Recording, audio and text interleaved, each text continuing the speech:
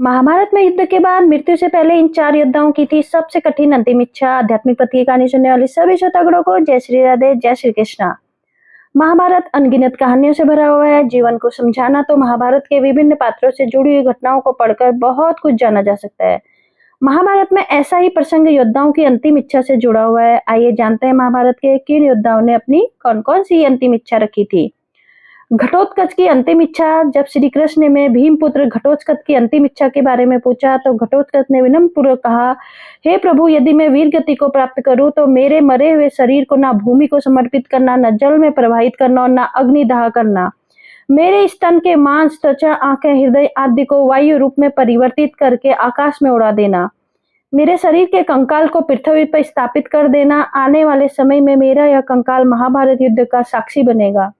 श्री कृष्ण ने घटोत्कच की मृत्यु के बाद उनकी यह अंतिम इच्छा पूरी की थी। विदुर की अंतिम इच्छा। युद्ध के समय जब विदुर श्री कृष्ण से मिले और मन की गांठें खोलते हुए अपनी अंतिम इच्छा बताई, उन्होंने कहा, प्रभु, मैं धरती पर इनका प्रलयकारी युद्ध देखकर आत्मग्लानि महसूस कर रहा हूँ। मेरी मृत्यु के पश्चात मैं अपने शव का एक अंश भी यहाँ नहीं छोड़ना चाहता, इसलिए आप मेरे शरीर को ना दफनाएं, न जलाएं, बल्कि शरीर को सुदर्शन चक्र में परिवर्तित कर दें। श्री कृष्ण ने ऐसा ही किया। अब संजय की अंतिम इच्छा। हिमालय पर संजय ने भगवान श्री कृष्ण का कठिन तप किया। तप से प्रसन्न होकर कृष्ण भगवान प्रकट हुए और संजय बोले, हे संजय, तुम्हारी तपस्या से मैं बहुत खुश हूँ। आज जो चाहे वो मुझसे मांग लो। संजय श्री कृष्ण ने कहा, प्रभु, महाभारत युद्ध में मैंने अधर्म का साथ दिया है, इसलिए आप मुझे पत्थर बना दो और जब तक आपका फिर से धरती पर अवतार न हो तब तक इसी हिमालय पर पत्थर रूप में आपकी भक्ति करता रहूं। भगवान श्री कृष्ण ने संजय को शालिग्राम रूप में परिवर्तित कर हिमालय पर स्थापित कर दिया।